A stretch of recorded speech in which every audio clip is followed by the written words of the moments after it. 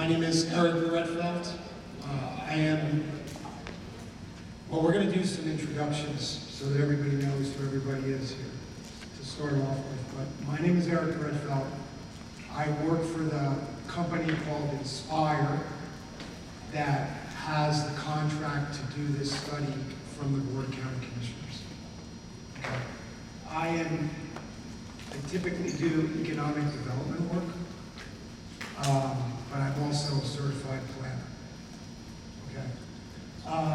With me tonight, we have George Kramer. He's the president of Inspire. He is an AICP planner. And in front here, I have Laura Martinez and Alex, pronounce your last name, Cozella, also with Inspire. And then Lee, our man Lee Hale, he's our project engineer on the job. So, and we work out of different offices. I actually work out of the Gainesville, Florida office. A few of us work out of Orlando, and then one in the Tampa area. Okay. I know that we also have the county staff here.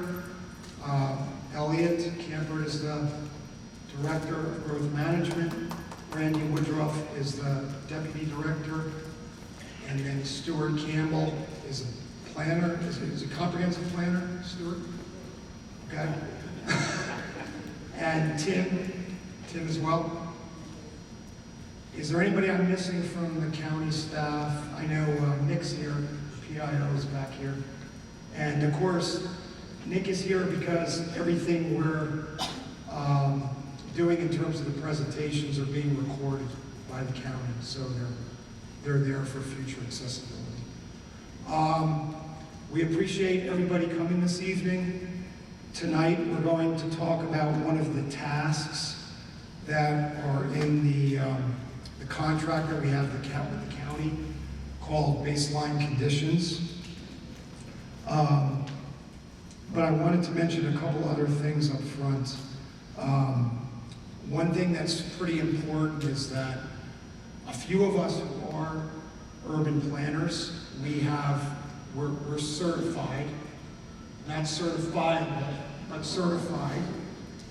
And certified planners, I want to make sure that everybody understands that we have a code of ethics. And the code of ethics, you can Google it, but it requires that planners, in whatever capacity they're in, whether they're on the public side, which many planners are, or on the private side, that ultimately they're working towards the public interest. Yes?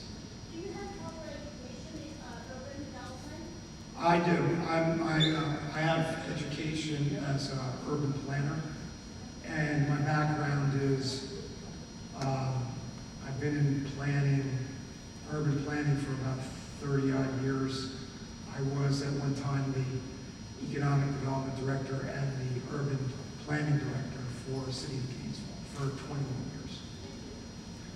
And then some of my colleagues, like George, has been around. He's been around for quite a while as well. He's been around for 25 years. He's been around the horn, and Lee has been in the field engineering. So yes, we do have background in it. But I did want to mention that because what that means to me is if there's a code of ethics and you're supposed to be working in the public interest, that means that things need to be transparent. And so I can just assure you that from Inspire's perspective and in this project, we're trying to be as transparent with these things as possible. So that's why every time basically we put a deliverable together, we're going to put it on the website, which this deliverable is on the website. And then we're also going to present it at a town hall or in some forum so that folks can look at it, they can think about it, they can ask questions. And, you know, sometimes in these studies that we do, there are questions, and sometimes we have to go back and look at the questions, because people have, that's the whole process, iterative process on public policy things. There's questions back and forth, and sometimes you have to do a little deeper dive and then come up with new information. got to really work these things through.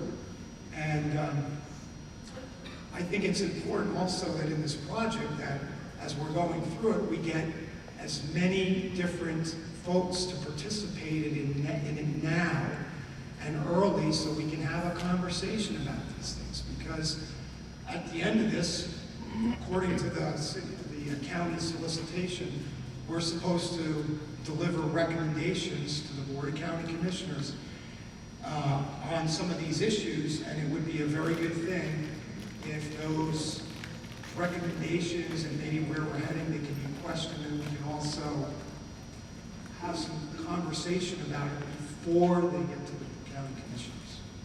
So that like some of the issues have been raised. So I just wanted to start out with a couple of those general points. So tonight we're going to talk about, by the way, if you do want to look at this presentation after the meeting, or even if you want to Google it while we're going through it, you can just go to the project's website right now. It's called, if you just put in North Area Planning Study and hit and Inspire, the project website will come up. So tonight we're going to talk a little bit about the process, the baseline conditions, and the next steps. So just as a reminder, this project, as far as Inspire is concerned, started in March. To be exact, we got a notice to proceed from the Board of County, from staff purchasing on March 14th. So, May, June, July, we're about 4 months into this.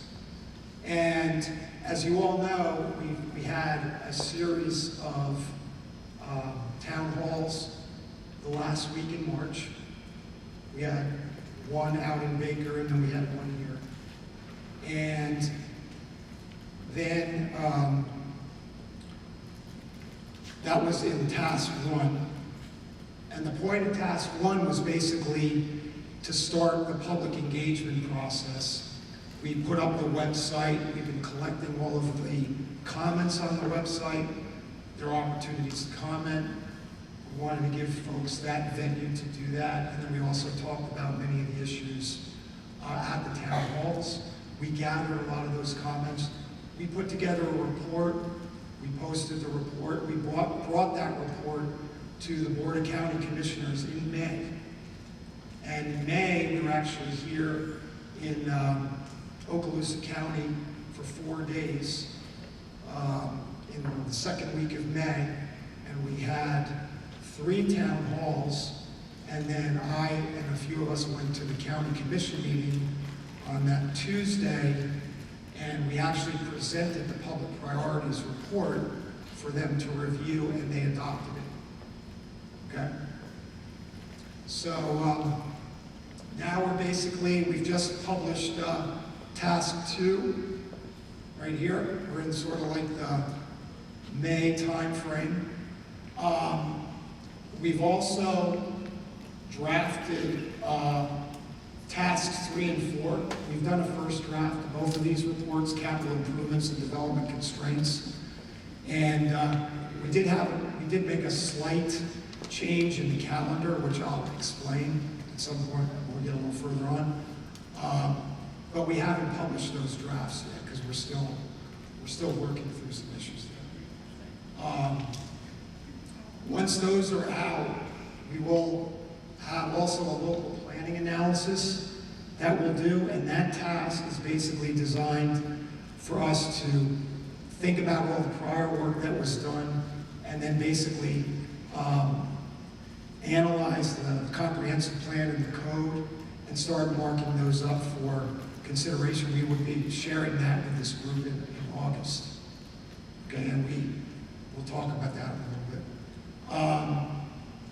We are scheduled sometime in the fall to wrap up the final report, which is really going to be a compendium of all these deliverables that have been done already.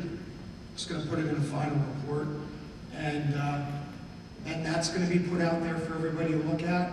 And then at some point, presuming that the county commission wants to move forward with the recommendations, then it would go into more of a formal adoption routine, which means we'll have to go to the planning board, planning commission, and also go to the board of county commissioners. Okay? Are there any questions just broadly about the schedule?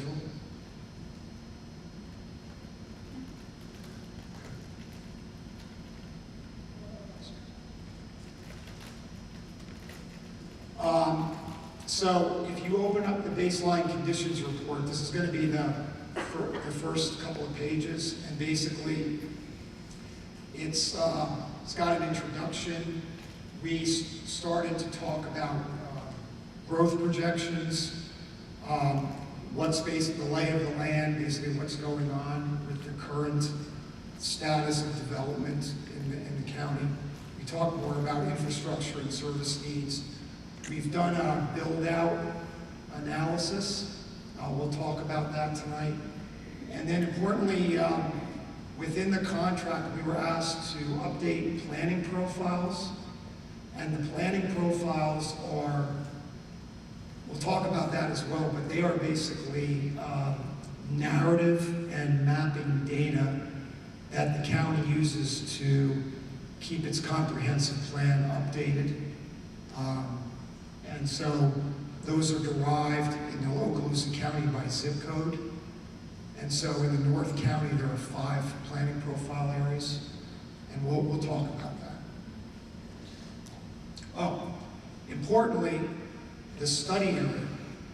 The study area is the north part of the county, just approximately north of I-10, which is about 245,000 acres and about 40,764 population. That number doesn't include areas like the Blackwater Forest. It doesn't include the municipalities. When we do population projections, we're just doing them for the jurisdiction that we're working with. And remember that in comprehensive planning is a requirement by the state of Florida. Every jurisdiction has to do that, and goes through a similar methodology, is required to by state law. So we're following that accepted methodology. So within the baseline condition analysis, we've done a 10-year growth projection to evaluate the county's ability to provide infrastructure and services. We've updated the planning profiles through 2035. In cooperation with staff, it was determined that we would do a planning horizon of 10 years, although we also look a little further down the road. But for planning profiles, the planning horizon is 10 years to 2035. And then we're also doing a build-out analysis of the existing entitlements. What do I mean by entitlements? Entitlements are basically the land use and or zoning that's on a particular property and what is allowable to do currently under the regulatory framework. So we'll talk about that.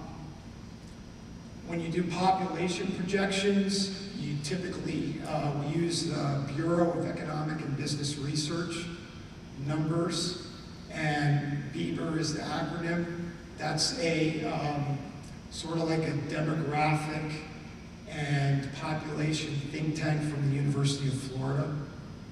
And they are sort of the standard institution that basically cranks out the population projections, does a lot of the data analysis that we've utilized in our projections. And the way we've done this is we've looked at sort of historic population trends. We also use the US Census for that.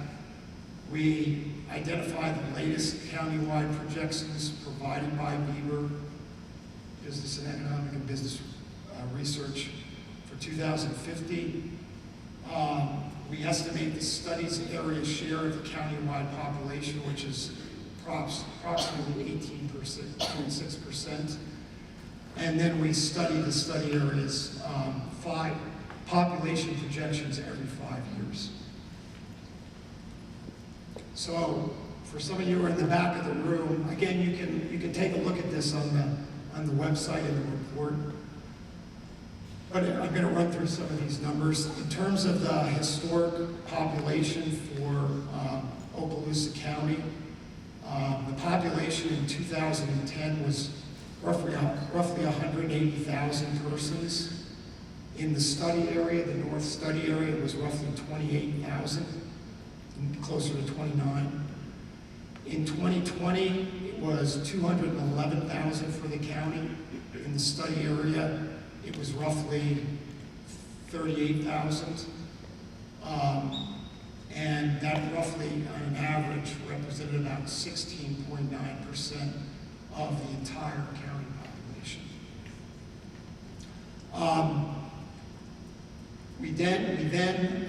Bieber publishes low, medium, and high projections. And so we normally consult with staff on which projection they would prefer to utilize. Or by statute, normally the best accepted practice is the medium, but you can use low or high as well. But we've gone with the medium. And so we've listed out here 2025 population, roughly 225,000, and then listed them out in 5-year increments, basically, out to 2050, which is about 262,000 population, based on the Bieber data. Then we do current population. Current population, that's as of April 1st, 23, for the county is about 219,000, and that's approximately a 3.6% growth rate since 2020. The population of the study area, the North County study area, in April 23 was 40,764, and that was a 7.4% growth since 2020. So that's roughly twice the rate of growth as the county experienced over the last 3 years. And then the population share is about 18.6%. So about 18.6% of the population that we're looking at is in North County, of the entire county's population. And then basically what we're required to do is we basically take the medium also for the North Okaloosa study area, and we basically project that out based on the Bieber data in 5 year increments. So essentially, I know nobody can see this note down here, but essentially if you take the current population of the study area as of April 1st, 23, which we get at 40,764, and you subtract that from the planning horizon date population, which is 45,587. This note says the difference is about 4,800 folks. That would be an 11.8% increase over the next 10 years in the North County population.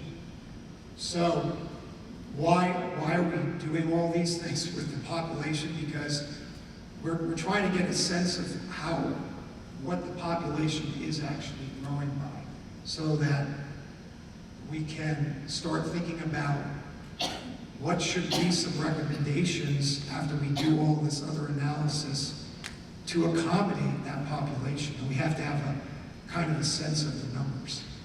Okay, so that's where we are right now.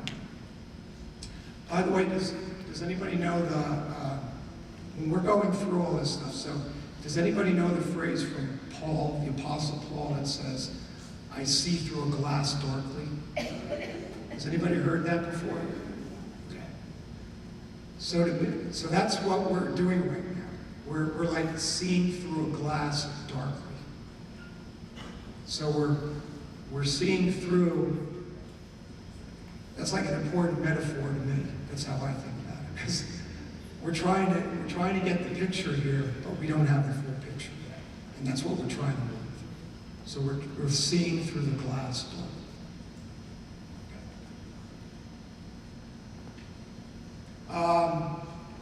This is the map of the study area, and as I said, we have about over 40,000 people in North Okaloosa. Again, remember the study area is 245,000 acres, not inclusive of Crestview or Blackwater or anything else. It's just the unincorporated county. It's got a pretty significant increase in population over the last 3 years. Remember, it's 7.4% compared to the county that was growing at about 3.6% over the last 3 years.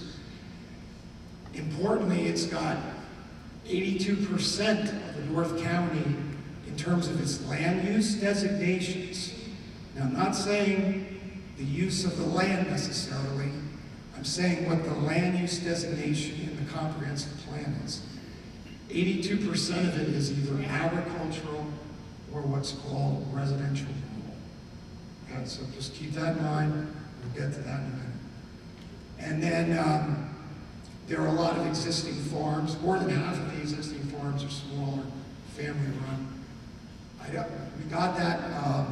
Everything in the report is sourced. I don't remember exactly where we got. I don't remember off the top of my head where we got that note, but it's noted in the Florida. Thank you.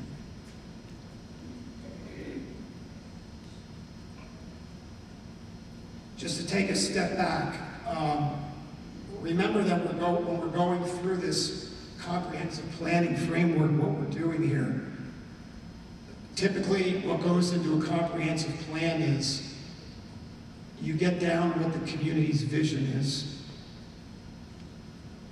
You do a lot of data collection and analysis is what we're doing now. We're trying to see through the glass darkly.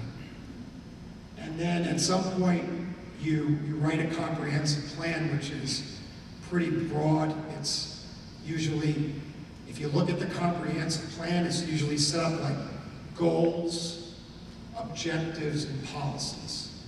And normally the comprehensive plan has maybe 10 to 12 different elements, and each element deals with a different subject matter. So like one element is future land use. And there are several that are required by state statute. So you have to have future land use, housing, transportation, utilities, economic development is an optional element, but more and more communities are doing economic development for those that are interested. The comprehensive plan lays out a broad vision for how the community is supposed to develop over time. Okay? And then you have a land development code that is sort of the detailed regulations of, okay, we have this comprehensive plan, the development codes tells us how to implement the plan. Okay? And they're supposed to be in sync. Okay?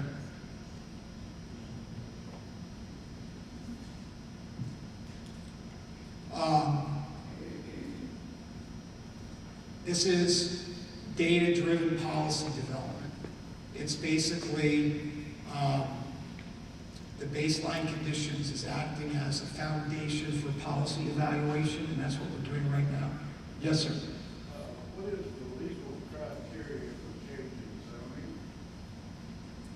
The legal criteria for changing zoning in terms of what? What process does it have to go through? Right, from agriculture to housing and things like that. So the gentleman was asking about the legal procedure to change your zoning. Normally you have to file some type of petition with the staff staffed with the county, and that has to go through a planning board or planning commission review, and then normally that has to go to the Board of County Commissioners. And a judgment has to be rendered. It's a policy decision, basically.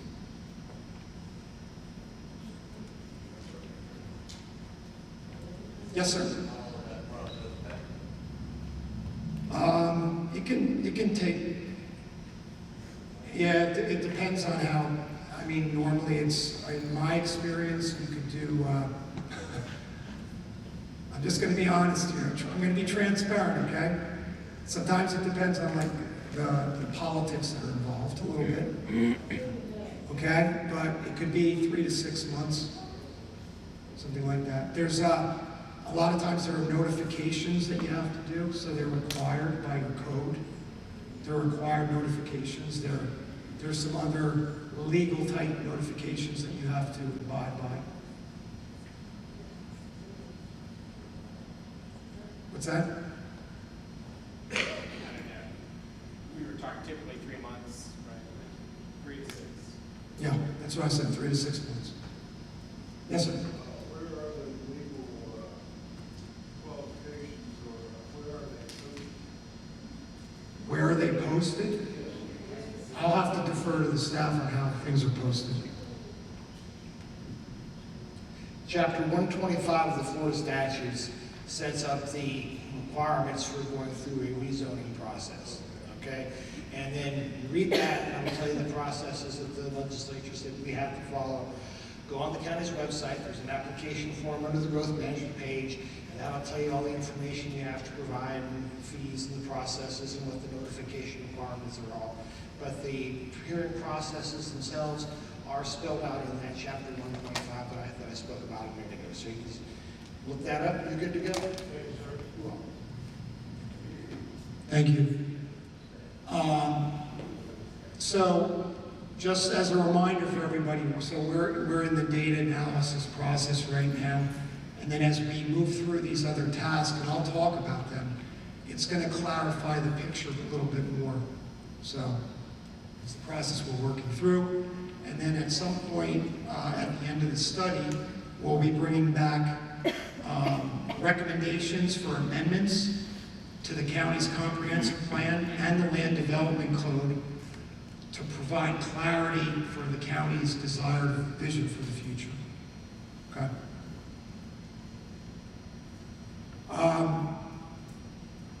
So I think we're moving into the build-out analysis, but you have a number of future land use categories in your comprehensive plan that are spelled out on the side of the slide here, and they run all the way from low density residential all the way up to suburban residential, and you have different flavors of residential, but then you also have commercial, industrial, agricultural, pretty typical, what you find in just about every community.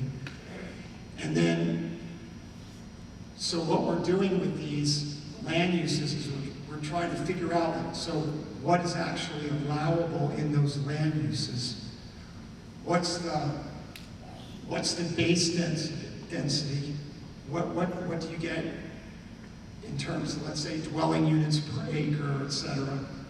And then what's the maximum allowable density? Because in some land use designations, you can get a maximum density above the base density. And then we build out the floor area ratio, which is if you have a building on the lot, how much of the lot can the building take? Okay? So like if you have, just as a hypothetical, if you have an acre lot, if you had a 35% floor area ratio, then 35% could be your floor, basically, your building floor. We talk about impervious surface. Impervious surface is everything on the lot that's hard. So it's not only the building footprint, but it could be the asphalt driveway or other things. We factor in We don't really factor in because there's not a minimum open space. But then importantly, we also allocate what the acreage is to each of the future land use categories. And many of you probably know that this is your future land use map, but very typical that it would have, the different land use designations on the legend, and they would be denoted by different colors, okay? So, the other thing we've done in this process with the baseline conditions is we're trying to get a sense of how things have occurred here over time, okay? So I'm gonna walk through this a little bit, and then we can talk about it. In 1972, the first law for comprehensive planning was enacted in the state of Florida, okay? So, in the state of Florida, this planning's been going on for a while. To tell you the truth, in 1972, though, the planning law at that time was more, it wasn't a mandate. It was more, you can do the plan if you like.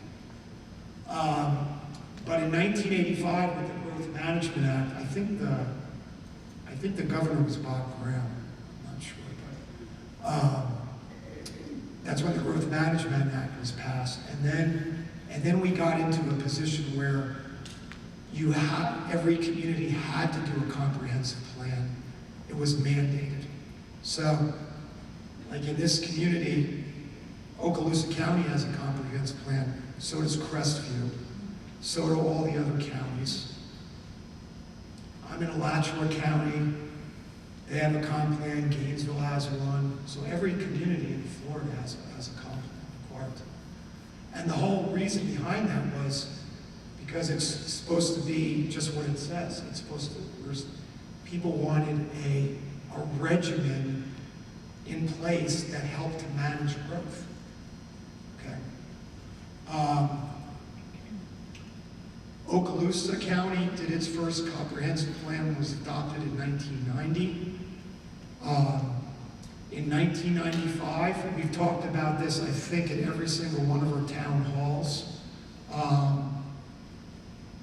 The Burt J. Harris Act was passed by the Florida legislature, and Burt Harris was a citrus farmer, and he was in the state legislature, and this was, you kind of can think about an extra layer of protection for private property owners, that's what I think about it. The Fifth Amendment to the Constitution says the federal government can't take property without just compensation. I think we've all heard of that or learned about that. And those protections are there in the United States Constitution. But then Florida passed the Burt Harris Act. And it basically said that government really couldn't intrude on a private property owner's, says it right there in quotes, reasonable investment-backed expectations. And what they said was it couldn't, the legal term is it couldn't inordinately burden reasonable investment-backed expectations. So the idea is that if somebody has a property and it's got entitlements, and remember entitlements are like what you can build the property to, and then a level of government comes in and changes something, that can be a problem for the government because somebody could file a Burt Harris claim, basically. Okay, and we've mentioned that all through this process because it's something in our analysis that we just have to be cognizant of. Okay, because as I said, our charge is to come back to the county with proposed amendments to the comprehensive plan and the code. And we need to make sure that whatever we're proposing is cognizant of state law. Okay? And I know the county will want us to be cognizant of that as well. In 2000, remember the agricultural and the rural residential represent a huge amount of the land use in the study area that we're talking about. Remember? What did I say was over 80%? In 2000, residential density within ag was changed to allow up to 1 unit per acre when certain conditions are met. Because it had been stated that it was 1 to 10. But in 2000, that was changed from 1 to 10 to 1 per acre when certain conditions are met. And residential density within rural residential was changed, allowing up to 2 acres when certain conditions are met. 2 units per acre. Okay, so that's an important information piece to know. In 2005, there was a project with, I don't even know if some of you might live in it, but there's a project called Heritage Plantation. And at that time, it's almost just about 1,000-acre residential subdivision, includes about 900 units within an agriculture future land use. And that really kind of has set a precedent that was further supported by policies in the current comprehensive plan, conservation element 2.1 and 2.3, that allow lot sizes less than an acre and as small as 1/3 of an acre when they're clustered to preserve wetlands. So that was a project that was indicated to us by the staff that kind of had set a precedent in the community for future development post 2005. Okay.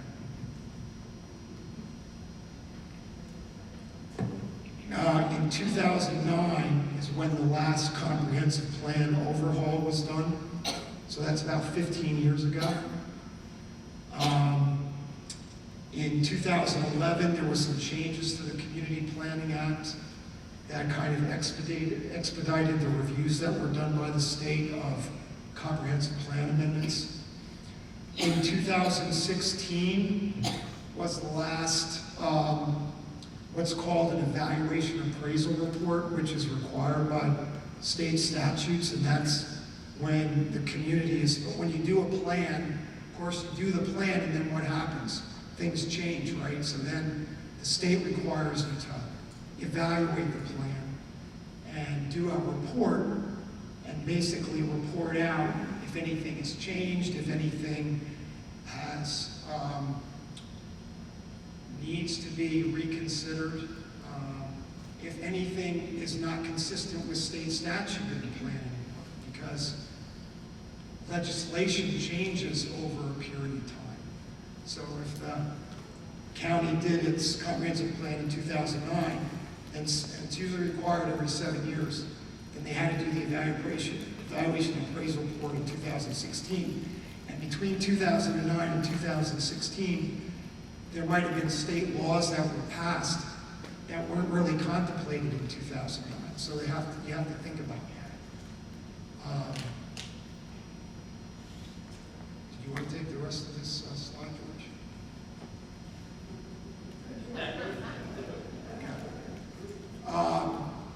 The year at that time in 2016 was accepted by the state of Florida, and it's reported that no findings of inconsistency were made, and there were no amendments needed to reflect changes in state requirements since the last update.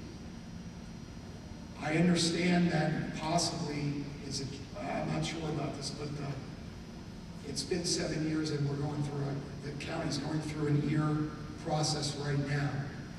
So I don't know when that's coming forward, but the time to do another year is here.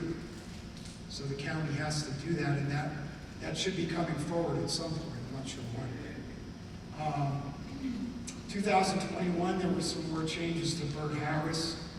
2022 is actually when the county started contemplating doing a planning study. So it's the contemplation of doing one has been happening for a while. And then, as I said, we finally got the go-ahead in March of 2004 to commence this study that we're doing.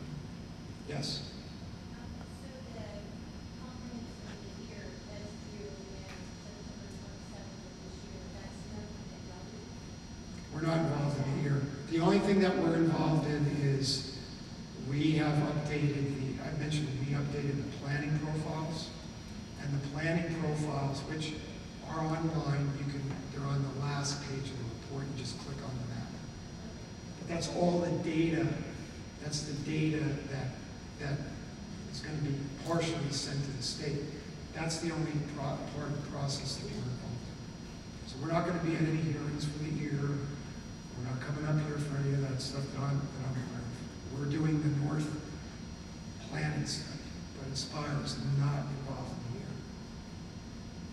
Does that answer your question? I know we skipped over it real quick. What was the update to the hearings?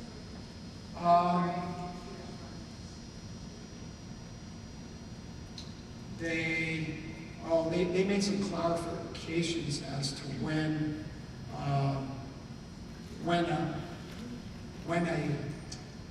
I say that you have to make a claim under Bert Harris, and they made some clarifications on when and what triggered making a claim. So they changed some of the essence of Bert Harris is still there. They just made some changes in terms of basically how it works or what triggers somebody to file a claim. It doesn't say something about active development proposal? It says that an active development proposal was not necessary to trigger the Act's protection. So it's just like a little distinction about what would trigger it or what was the timing on something that would trigger a private property owner making a claim.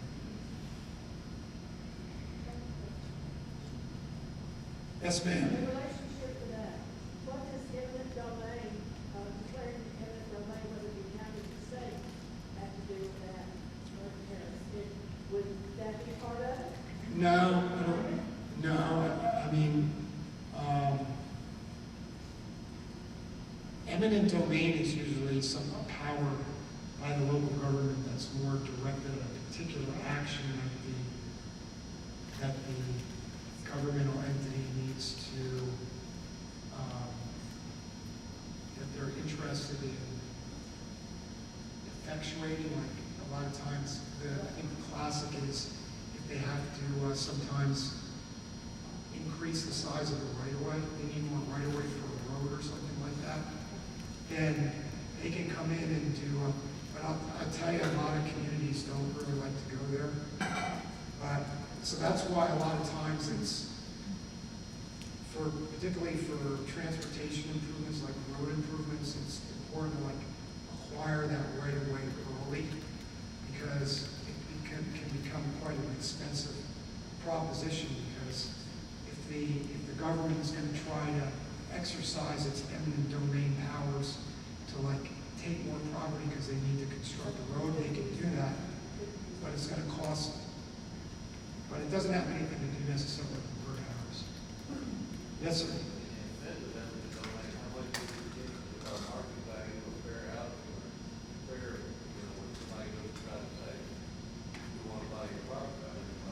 You have to do, it's just compensation, and usually what happens is you have fair market, yeah, it's usually, what happens is you get appraisers involved, and usually there's appraisals done by both sides, the private property owner and then also the governmental entity to figure out where is that value, where does it stay. Yes, sir. Who holds the receipt or who holds the what? Who owns the higher lot? Is it the federal government? I don't really know. I think it probably depends on, I mean, it's supposed to be, it's a legal process, so it's, I don't know, it's, based on the circumstances, probably different in different circumstances. Remember what we said, again, we're just pulling out here the amount of ag land there is, basically. Ag, future land use designation land, 74%.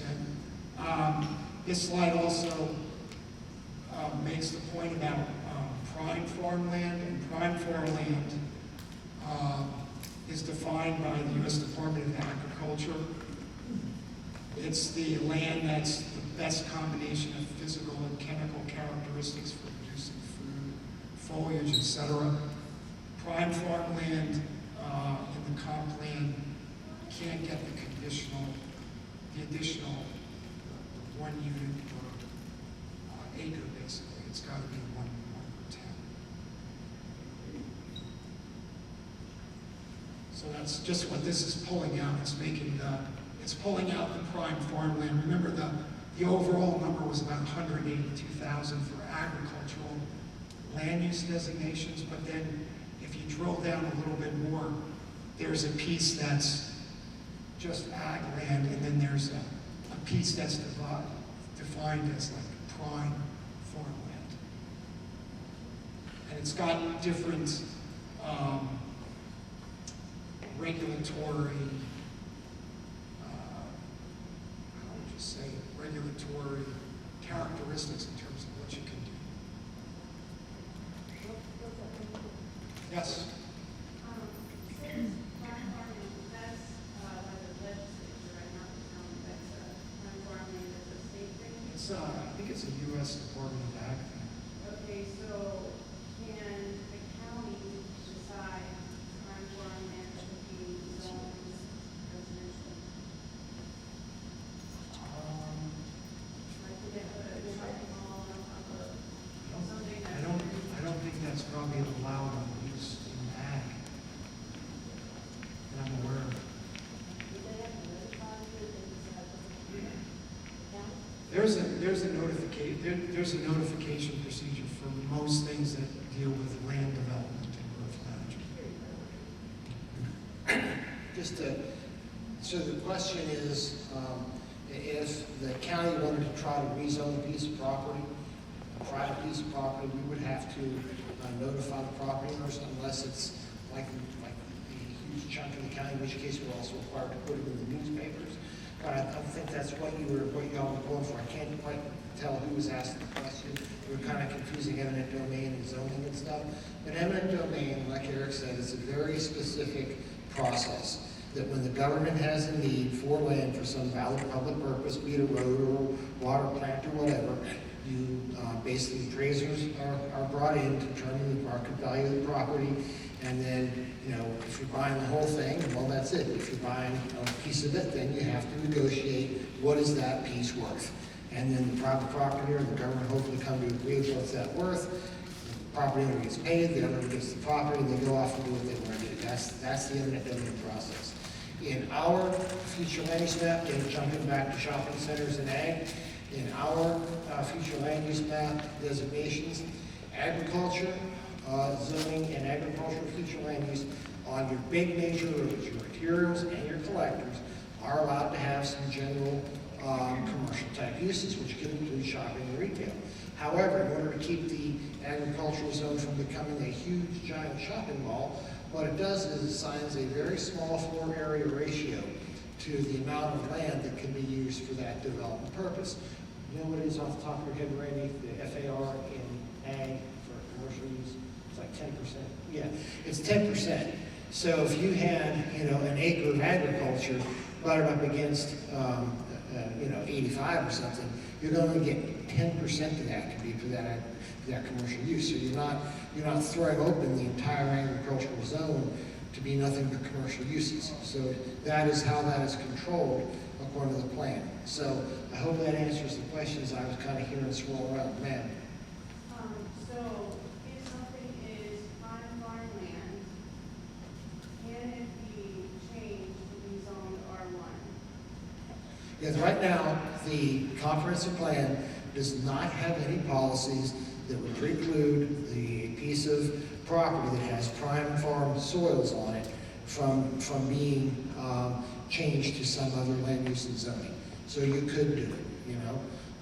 What it does say is that when you are doing your prime farmland parcel, that you can't have a density of greater than 1 to 10. That's where that 1 to 10 kicks back in, is to protect the prime farmland. But there's no policies in the comp plan or the land development code that says that, you know, if you've got a piece of property that has prime agricultural soils on it, and that's just it. When you look at prime soils, prime farmlands in the county, what you're talking about is that soil type, okay? So and we all know that God put the soil where it is, and it's kind of what we're dealing with now. So if there is, you know, a piece of property that's up along 85, and it's right adjacent to existing residential areas, or something says, look, this is appropriate to have some residential density put on it, then yes, that property could conceivably be rezoned from agriculture to residential or whatever would work for that. There's nothing stopping that right I have a question. I have a question. Yes. This is for Elliot and Eric. So if in 2005, Heritage Plantation set the precedence for our community, now. I'm sorry? that's on Highway 85, correct? A major road. How can that set the standards for us on Buckboard Road, when the road is not even wide enough, much less a major road like 85? You cannot compare us on Buckboard Road to Highway 85 and let them set the standards. True Based- or false? What? True or false? It's not a true false answer. Yes, it is. The Yes, it is. precedent that was established is recognized that the roads throughout Heritage Plantation are connected to 85, which is a state or county maintained road. Buckboard Road is a county maintained road. The roads that are being proposed for Buckhaven connect to Buckboard Road, which is a county maintained road, which is what the policy requires. So it's not the fact that 85 is this big major road. What the big major road is important for is if you're going to do commercial uses. That's what gives you access to commercial uses, being on an arterial collector. But as far as having that density, the standard is it has to be connected to a county maintained road. Yes, sir. Could you take a parcel of land and zone it R1 if it is not touching R1? It's been my understanding that the parcel had to touch R1 to be zoned R1. Not necessarily. I mean, there is, you know, you don't want to get engaged in spot zoning, okay? Which is if you had a piece of parcel way out in the middle of nowhere, and it's not going to go R1, and it's all around as ag, that would be, you know, a pretty good case of spot zoning. But there are instances further in where there might be a demonstrated need for, you know, some residential, whatever use you're talking about here, that may not be contiguous with existing R1, but is not urban sprawl per se, nor is it really spot zoning, because it's consistent with the development pattern in the general area. You know, spot zoning is really bad when, again, it's the only piece of property in the area that's going to have that zoning, and it's purely for the benefit of that one person. There's no public purpose that is fit by having that done. Yes, ma'am, then I got to turn back to Eric. One question, you said county maintained road. Yes. What roads are considered county maintained? There's a long list. If you go, Dirt road, county maintained road, it's not a paved road, but it's a dirt road. The county comes by and they grade it, the ditches, everything like that, so that's been a county maintained road, right? I believe that it has to be an improved county maintained road, not just dirt. Is that correct? Yeah, it's an improved county maintained road, not just dirt. Asphalt, yeah, mhm, right, not a dirt road. No, there's a line would work for that. We'd have to talk to the county engineer about that. He's not here tonight. Well, for the base, sure. Sure, that's for base. That's not the top coat, though. I think we're kind of getting into some weeds on some specific development things, and in respect for the people that came to talk about the study, I would like to give the mic back to Eric so he can continue on. And I'll I'll be happy to answer, questions afterwards and everything, but I want to kind of get back on track.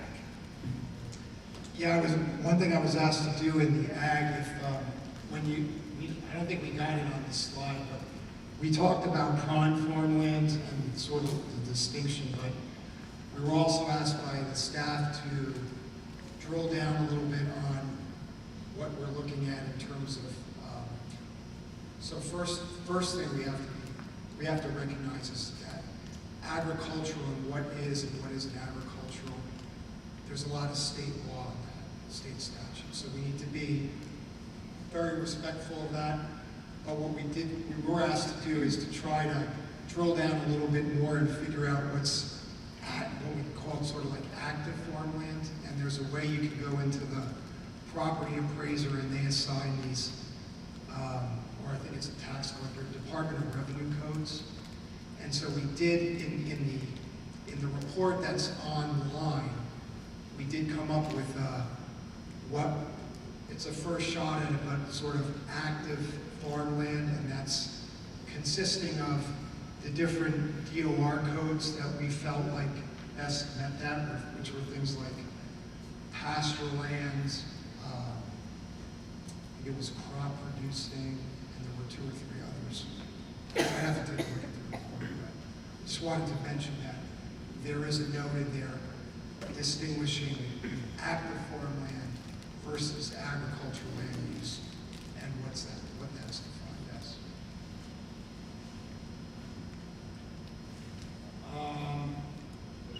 So I think we talked about residential, so we talked about ag and then residential rural.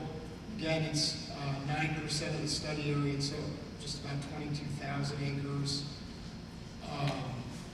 You can go from 1 dwelling unit per 5 to 2 dwelling units per acre. It says that in the comprehensive plan. And it can be developed at 2 units per acre, provided parcels have access to a state or county road, and then the construction of a new road with subsequent dedication to county will be considered a county-maintained roadway. There are also design standards that follow with some of this development as to sidewalks, open space, other things. Some things are not required. And with that, I'm going to let George just walk you through a little bit of the 10-year build-out methodology. All right, thanks, Eric. As Eric said at the start, we're looking at and I should just point out the methodology that we used, was specifically prescribed in the RFP that we responded to. So they asked us to look at those 10-year profiles, which again, were used to update those planning profiles that I think will be part of that year update for the north part. But the second part is to look at the future land use designations and look at what the long-term build-out will be. So you look at the vacant lands and you make some assumptions on that, and you look at the maximum allowable densities within those future land use designations. So for that, we wanted to put in reference Okaloosa County. If you look in countywide, it's 635,877 acres, okay? And then our study area is 245,000 acres. So about 38.5% of the total acreage within the county is within the study area. The current population of Okaloosa County is just over 219,000, okay? The population within the study area, and as Eric pointed out, it does not include people who live in the city of Crestview or Laurel Hill, but that population is 40,764. So 18.6% of the total county population. So, as you would expect, the north part of the county, as it is today, the more rural part of the county, 38.5% of the land area, 18.6% of the population. As Eric pointed out, we're using the BEBR, the Bureau of Economic and Business Research. That is the standard. It's referenced in Florida statutes that we use for population projections. And they do a low, a medium, and a high. And the medium is really the standard that we use for most of our population projections. That's the one that we used here. So again, in 2050, we're projecting a total BEBR has projected a total population within the study area of 48,747. Compare that to the build-out. Now again, as Eric said before, over about 82% is in ag and rural residential. When we look at those maximum densities on vacant land within those areas, we're generating a population build-out of 391,802. Now, what does that mean? We're not projecting that many people within the county, but what this analysis shows is the current maximum build-out of those land uses would yield that. So, there's clearly more than enough density allowed within those future land use designations to support, the population through 2050.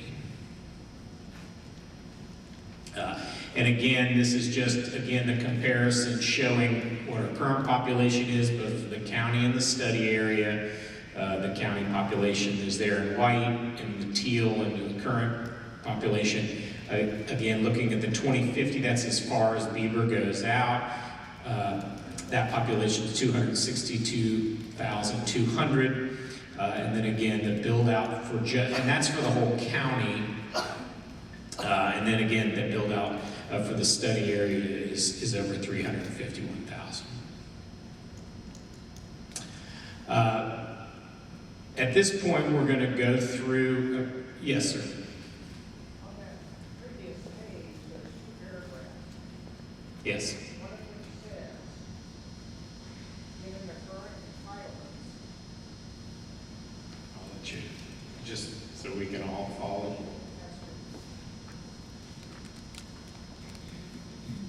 So I just want to make sure that I understand this correctly. So the paragraph states that under current entitlements, which Eric has explained, we can expect worst-case urban sprawl that most likely cannot be supported by proper infrastructure and funding thereof, right? Have I got that right? Is that a conclusion that if we leave everything the way it is, that's what we can expect to see?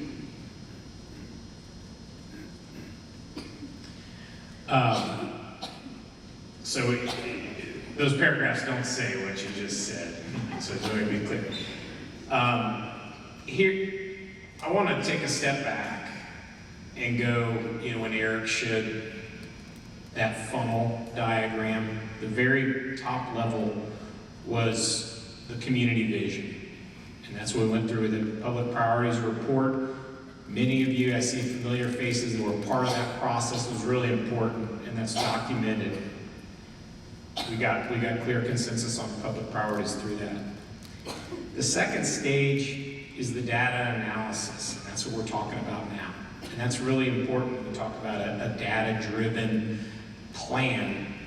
Having those numbers and methodologies, again, that we developed in conjunction with staff to yield those numbers are there. Ultimately, that process is going to build up to some recommendations, and your elected officials are going to need to make policy decisions based on that. So,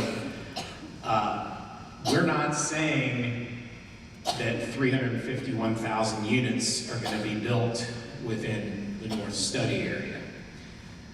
That is the methodology we used for build-out, and that's standard practice in comprehensive planning. We look at the maximum yield of those future land use. So, this is data that is going to be presented to the board. It's already been posted online and you know, for you all to read. That is going to be presented to the board. They've already received and unanimously accepted the public priorities report. That is data that's going to be given to the board to make a policy decision. So, again, I know that this information, if you were elected officials, that would, you know, you'd be given a policy decision based, you know, one way or another. But again, this is what we're going through the process. This is the quantitative assessment, and that number, again, reflects the build out of those future land use designations.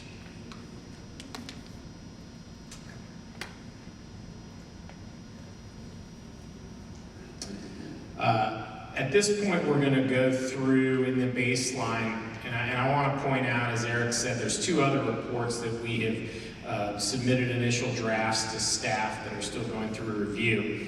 The first of which is capital improvements. And so when we look at baseline, we're looking at existing infrastructure based on existing demand. The next report is going to come in and look at some improvements, but this is a good preview into looking at hopefully the improvements that are being planned or aligning with the needs that are assessed through this baseline condition.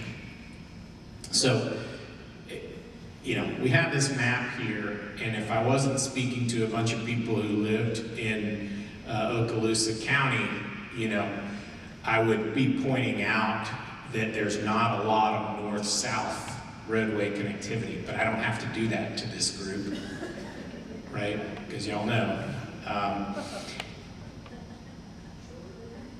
And so there's a lot of numbers here, and I just want to point out the county has adopted level of service standards for the county roadways. These are standard A through F level of service standards. As you can imagine, like an A is free flowing, an F is highly constrained. And what we have here is, so that's the when you think of adopted level of service, what you're saying is this is, you know, the level of service standard we expect or anticipate for the road. We have 2022 level of service operating, you know, based on those average daily trips. And then we've also projected out to 2035. Without going into each one of these in great detail, again, State Road 85 is where we see, you know, currently failing performance. And again, this is why the improvements that are in place, Crestview Bypass, you know, again, is related to those. And again, these are all listed in the report, but I just want to point out, it's that 85. Again, this is not anything that's going to be a big surprise to anyone in this room. This talks about the methodology, and again, we're just documenting, you know, the constraints that exist today. That next report is going to come in and talk about the improvements that go along with that. And again, you can see we have a couple other Fs, and again, related around that same area. Yes. With that timetable that you have there, will you, as far as getting a road paved, is that going to cut down the time that you have to wait? We've been waiting 60 years on a road. We finally got line on it. But I mean, with that prediction that you have there, is that going to cut the time down and people have to wait if you're living on a dirt road? Or not? So, again, this is data. Right. So, again, this type of data can help make policy decisions, but, you know, in and of itself, it doesn't necessarily mean, you know. Could cut it down a little bit. Yeah. Yes, sir. So you talked about 85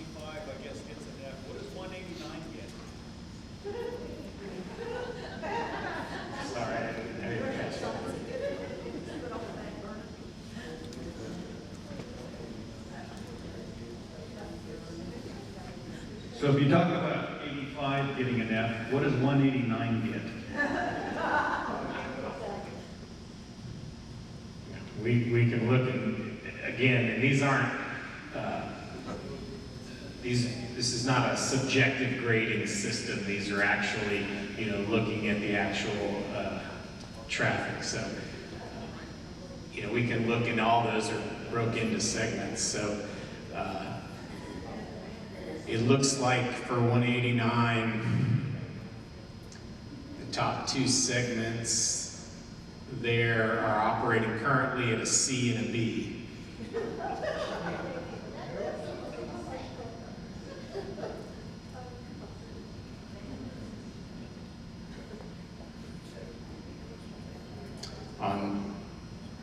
Yeah. So that's what the data showing currently is. George, this take into account any seasonal traffic that comes in, because it depends on when you actually get the surveys. Mhm. Some of the ratings are way off. Yeah. When margin no difference, you got everybody coming from God knows where. It is this. We're falling. It is packed. When you think at 189, it stops and hits Highway 4. Yeah. How does that coincide with the traffic flow that's coming down Highway 9? So, a detailed traffic analysis was not part of our scopes. We were dealing with the, right. No, I understand. I'm just saying that we're dealing with the information, that was given. But the point well taken, seasonality, and we can certainly take a look at that and make notes to it. Yes, ma'am. I can't see, and is Buckmore Road on this list?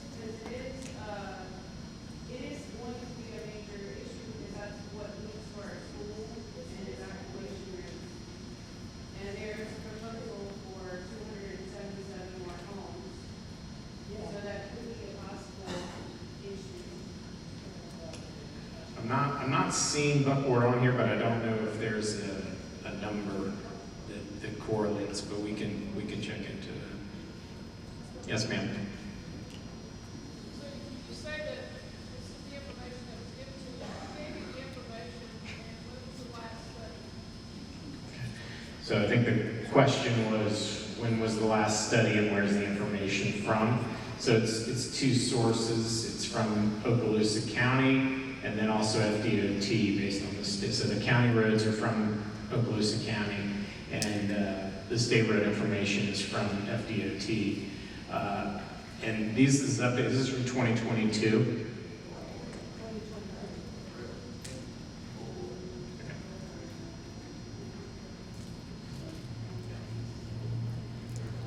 Okay. And with that, I'm going to hand over to Lee Hale to talk about water resources. All right, hey everybody. Yeah, I'm gonna just go through water resources. It's gonna be pretty quick. I do want to emphasize that a lot of this, I'm looking at what's known as the one water approach. So looking at source water through potable water, through treated sewage, all the way back through the cycle. So you just kind of look at it as one big cycle. So, and that's what we've talked about here, is just the one water and how that relates to, again, baseline assessments. I'm not telling you what should or shouldn't happen here, just looking at the populations and looking what's currently there and doing the baseline assessment.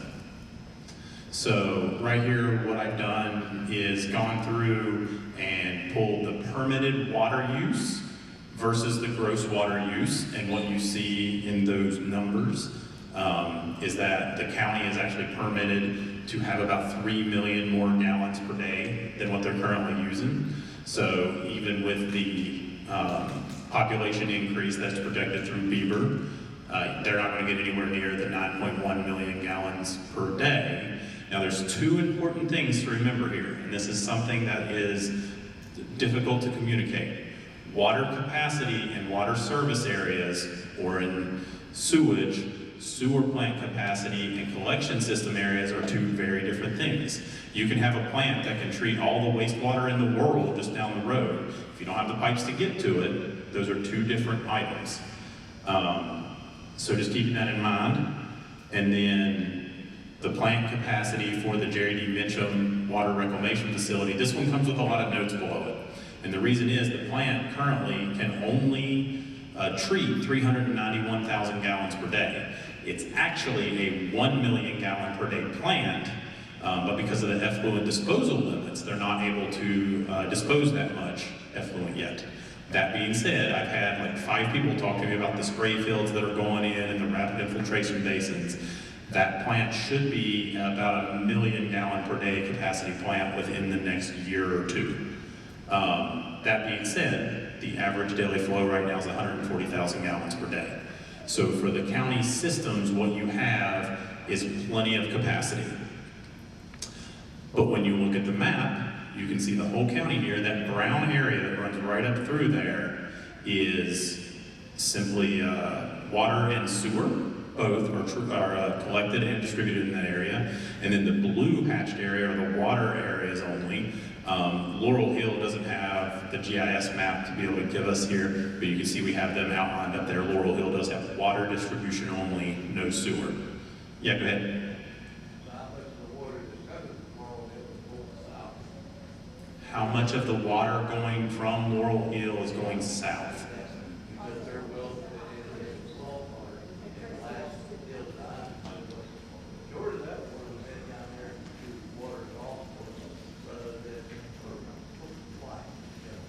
So according to FDEP, that's not happening. That being said, that's the data I have. It may be happening, there are special circumstances, there are special permits. That's something that's important to note here too. We're talking about the service area. That doesn't mean that you can't have water and sewer outside of these areas. Water and sewer is managed at the state level, so you do not have to connect to the public systems. You can put in a private well or a septic tank or a treatment plant, depending on what you want to build on private property. That is dictated by the state, by FDEP, that's permitted by FDEP, that's monitored by FDEP. So it's something to note, it's something to focus on, it's something to know that's what's here. But that being said, it's not the end all be all.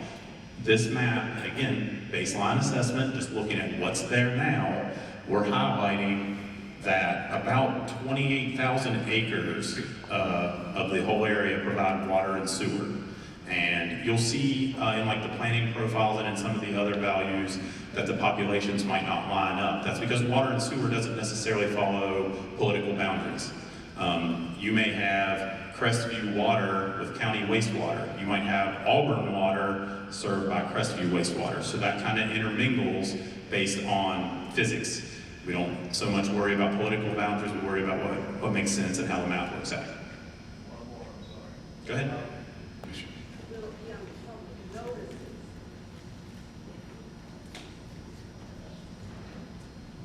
As Randy said, it's currently put under the Growth Management Department's Planning Commission and BCC sections.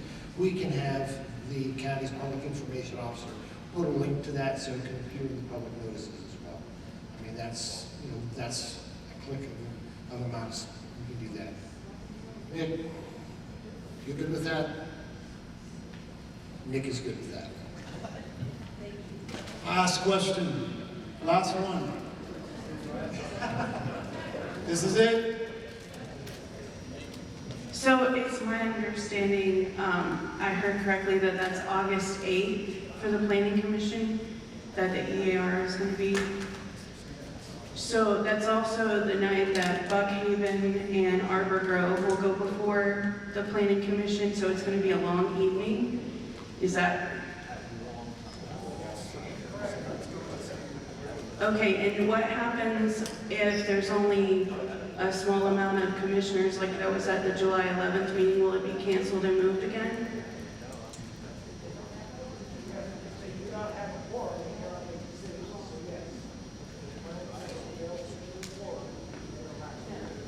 And that's also the night that Baker School has their open house. Thank you very much for coming tonight. We really appreciate it. Stay tuned for our next event next month. And if you have any questions, we'll be around and we'll appreciate it. Currently, how much water does this area have available based on the increase in population?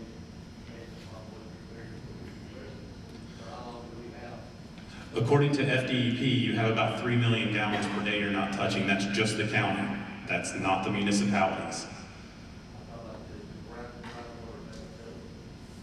What do we have in excess level that's supposed to stay like here? According to FDEP, that's what they say the groundwater can support. That's how FDEP permits water consumption use permits. You can look up consumptive use permits on a GIS database by FDEP, and that's how they permit it. They look at it and they say, okay, you can draw this much out of this aquifer, this much out of this aquifer. They determine how much source water you can use.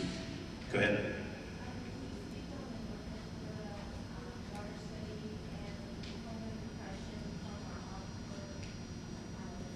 Yeah.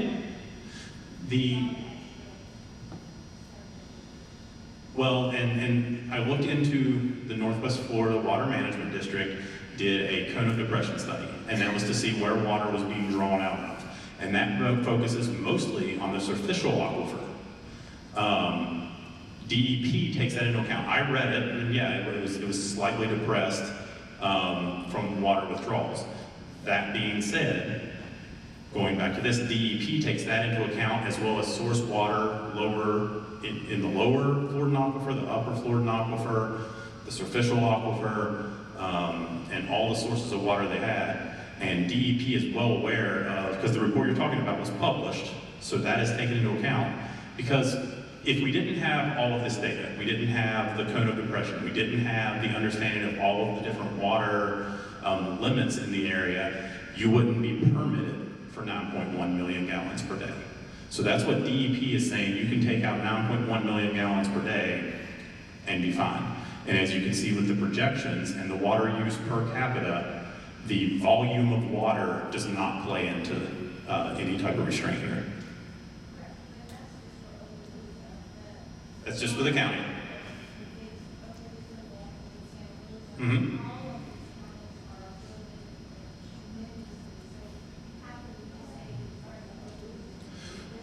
So, and that's an important distinction to make, because, you know, we're talking, her point is that there's 3 counties, they're all pulling from the same source water. How can we sit here and say we can't pull this much or we can pull this much water? To be frank, that is kind of the point of FDEP.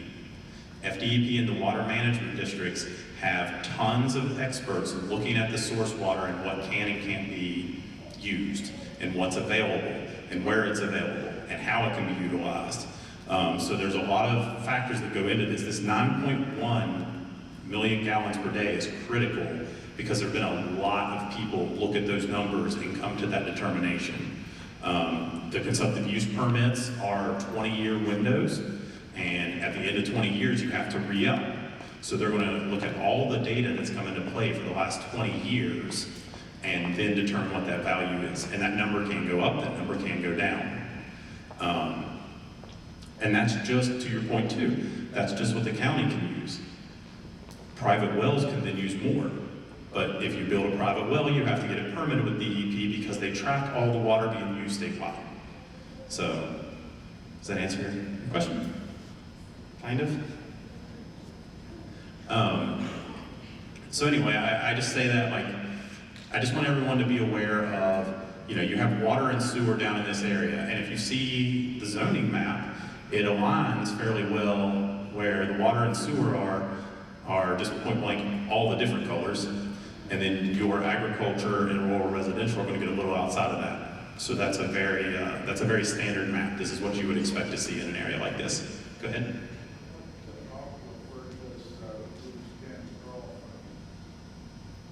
I think it's the upper Floridan aquifer, but I'm not sure. That was on your sheriff on the police part. How many did the FDP, did they say how many deep aquifers are in that area? Did they give you that data? No. There's a GIS map. You can go see where all the aquifers are.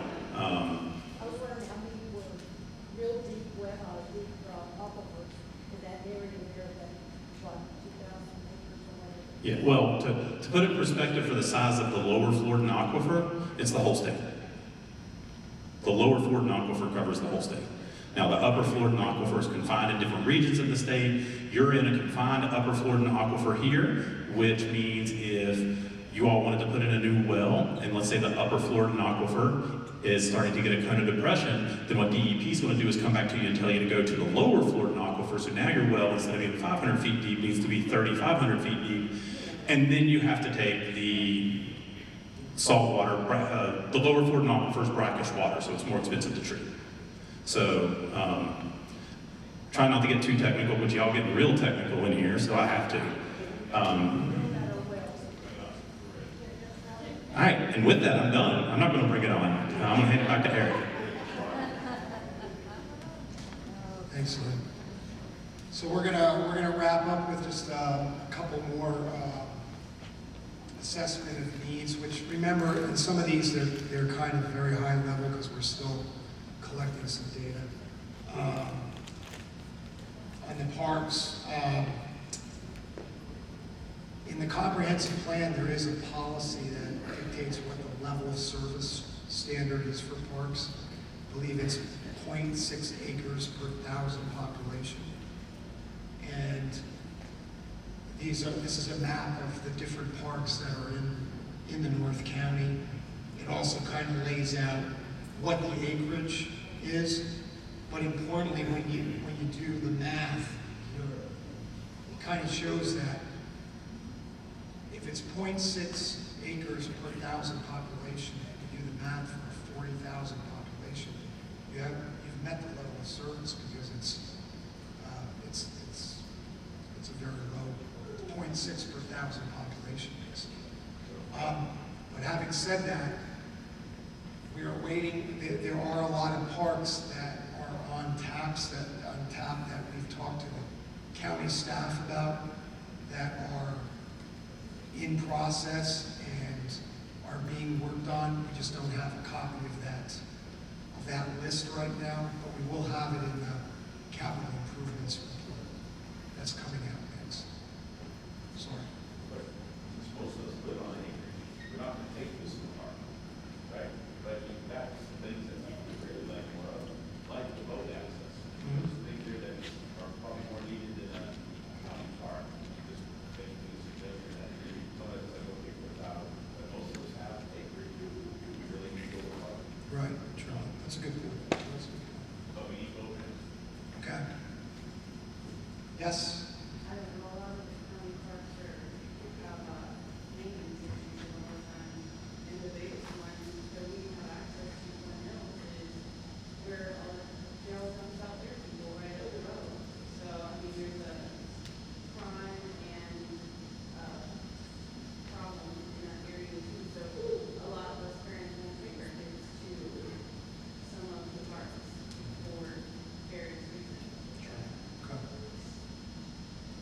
How specific are your recommendations to the past that you've made, and how often are they adopted?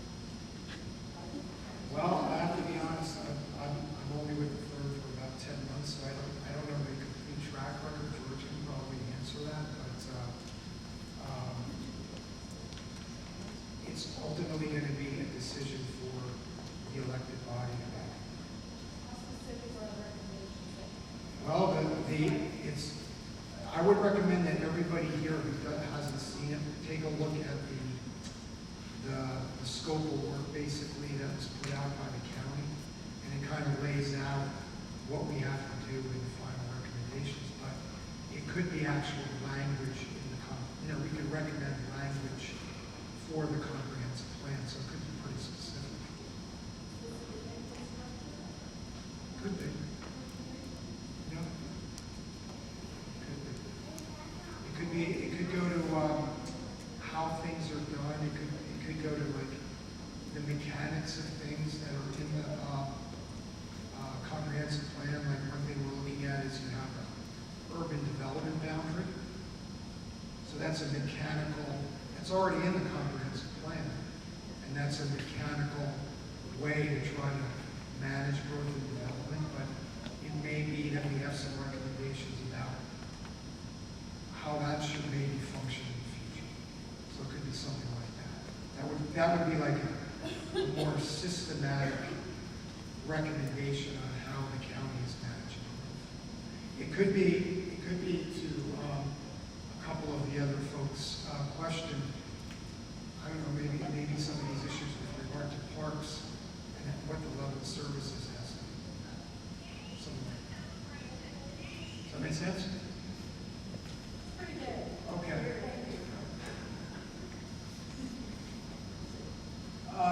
Public institutions, we're looking at a couple of things.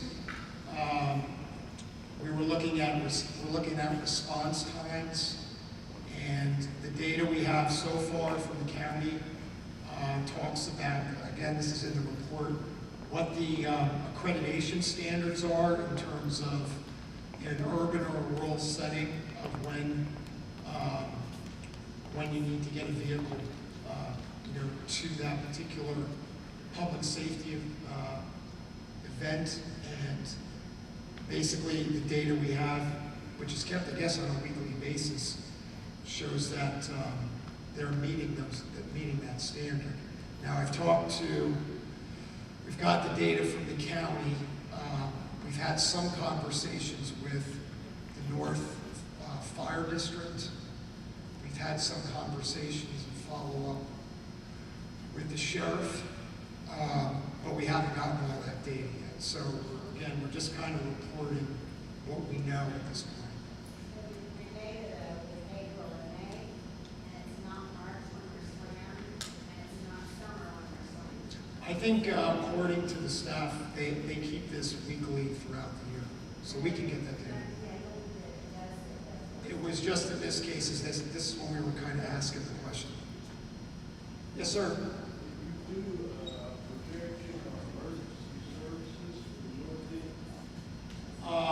We haven't done a projection yet because we're still just collecting the data right now. Under public institutions, we're also thinking about the schools, and we've gotten data from the schools on the enrollments and the enrollments that they're projecting out. I think we got it through, I don't know if it's within the planning horizon, but it's out several years. And basically for each of the schools, you can see what they're projecting the student population is going to be. Now, you all know this better than I do, but they've passed, you have a half-cent surtax here that's going towards schools. And so you can look at this data too. If you look on the Okaloosa School District, they have an oversight committee, a steering committee that meets, I think, monthly. And they're reporting out everything they're doing on the schools with that surtax. It's all right on there. It's reported out. The other thing that I believe they've also done is they're planning on building a school, I guess that would be west of 85. And they've already purchased, I believe it's 80 acres. It's reported out in the report. But we've talked to the school staff about that, school board staff. So would that be done with Rescue people or Wake people?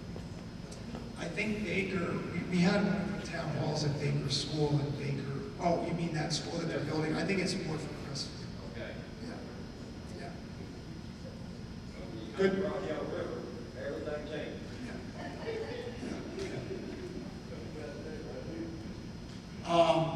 Finally, we just wanted to when you go into the report, this is what we're talking about with regard to the plan. We talked a little bit about the planning profiles. So if you go into the report that's on the website, you're going to see this map because this is the map of the North Study area, and the way the county has drilled down on the data is it does it by zip code. So there's 5 planning profile areas, and if you just put your cursor on that, each one of those, it's going to pop up a bunch of data and map series that talk about what's going on in those specific planning profile areas. And those are currently up to date and on the website. Okay, so we just wanted to talk about next steps to conclude. Okay, so I heard today we say on our calendar that's on the website that the dates are tentative, and I heard that there may be a conflict with August 19th, is that the date? 20th, because it's a Primary election. primary going on, so. Huge election in our county. Okay, so we may have to look at these dates, so we will look at these. By the way, we're gonna have this meeting tonight in Laurel Hill. We are gonna have a meeting in Laurel Hill, and that'll be whatever date we settle on for August, because we actually had August 19th set up for the meeting. It's already scheduled in Laurel Hill at the school. So, I don't know if we'll still have that on the 19th, and then maybe have another one on that Wednesday, 21st. I don't know how we'll solve it. But what we're going to do is we're going to have the additional data collection in GIS. We're going to have the 2 workshops. At that point, we'll have the next 2 reports, which are capital improvements overview, which is more of a drill down on what we just talked about. And then areas of development constraints report, that's another task. We'll have those, and we'll be looking at those. And then we'll also have the policy review of the comp planning code, which is like, okay, we've looked at the comp planning code based on all this data and analysis that we've done, and these are some of the things that we're thinking about potentially recommending for changes. Okay, so so the point I want to make, okay, so just to say, and we'll be doing this through, identifying development constraints, doing some more growth modeling. We're going to review some best practices of comparable communities. We've heard that folks have brought up examples of other communities where they've done what I would call more like proactive rural and agricultural planning. We had this conversation in one of the May workshops, which is, when we talk about rural, what are we talking about? What do we mean by that? And some other communities in the state have really kind of defined what that means, what the character of that means to them, and then they've kind of like put it in their governing documents. So we'll talk about that a little bit as well. Keep engaging. If you want to get on the website, you can contact us. There's an idea wall. You can put comments in there. You can send comments to the email. I try to respond to everybody's comments on the website. Most of you, if you send me something, my policy is to try to get something back within 48 hours, but sometimes it takes me a week, but I usually do respond. So your comments are being received and they're being reviewed, and we're thinking about those as we go through this analysis. The calendar is up on the website. What I wanted to mention before, and I stopped myself, is that I do feel like, based on where we are with this project, by Labor Day, you're really going to have sort of the meat of this thing out there by Labor Day. So there have been some questions raised about the calendar in the latter part of the calendar when we get to the fall. Because I remember I mentioned that we're doing all this work, and then at one point we're going to have sort of a final report that's going to represent a compendium of all the reports we've already gone through and put up on the website. And then once that happens, then at some point we're going to get directed basically, are we going to move these forward to the formal adoption process? And then you have to walk through what you have to do in terms of notifications, getting on agendas, etc. We have talked to the staff about, there are potentially some other things that might be coming through, and maybe trying to get concurrent with them, but we are looking at that latter part, which I would say is between October 1st and the end of the year, and what that calendar will look like. And remember what I said at the beginning of this meeting, we're all about making these things transparent so that These things will be out there. You'll be able to review them. We will have the public meetings so we can go over them and we can ask questions. And that's how we're going to move into the fall as well. Okay. And with that, we are done. But I'm happy to answer any more questions.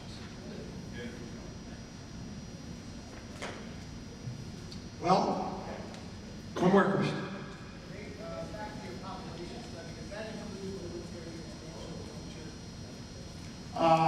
The issues with Eglin?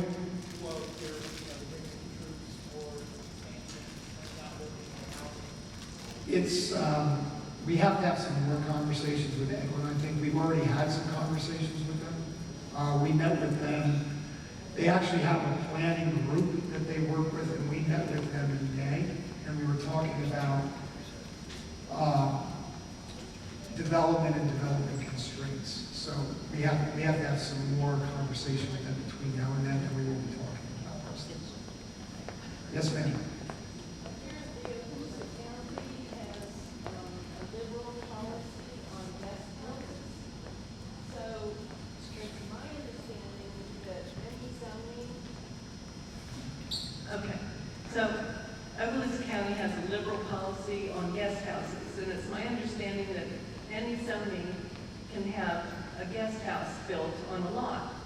And some of these, it's apparent to me, are being used as regular dwelling units and permanent residence for people, which increases our population density and the density in our rural areas. Some of these people that come in from northern cities and decide that an acre is a big lot and put a second dwelling unit on it, it changes the whole character. And I want to alert people to this, and maybe some people can correct me on my understanding of it, but I'm pretty offended by it. And I think people should realize, because all they have to do is be less than the size of the main house on the property and set back 10 feet, and they can get an address and set a mailbox out and live there full time. And I think they can even rent them out, use them as rentals. So can you clarify that and see how it impacts the rural areas up in the north end of the county potentially? I can't clarify how it's being done right now, but it's something that we'll look at. Yes, sir. So, as you were walking through transportation, recreation, etc., obviously the one glaring weakness of all that, where capacity appears to be an issue, is transportation. And in the 10-year census period, the population went up almost 31,000 people in the county. Your projections are for the population to only go up 20,000 in the county. So if your projections are off by 10,000 people, that could have a significant impact on the way the county allocates resources to transportation. Is that correct? I'm not a transportation expert, but I think that I'm sure the county is thinking about that right now, and I know that they're thinking about that in terms of some of the, and in the capital improvements, we'll have a lot more information about what improvements they have on tap and potentially are going to do within the planning horizon.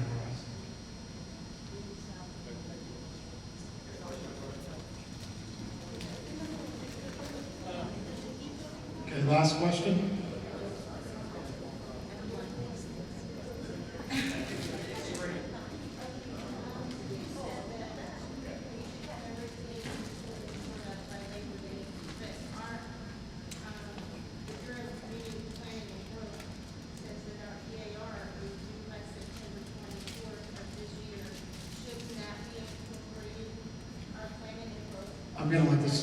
I'm going to let the staff handle that.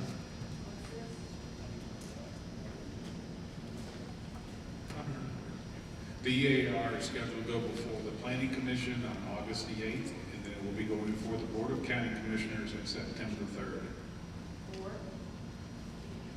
The EAR. Is that noticed to people? Do we all know, or how do we find out about it?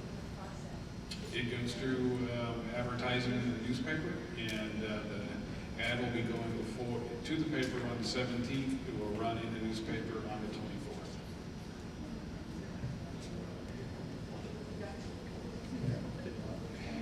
I was fixing to say, don't get newspaper anymore. A question for Randy. Will it also be online on the public notices?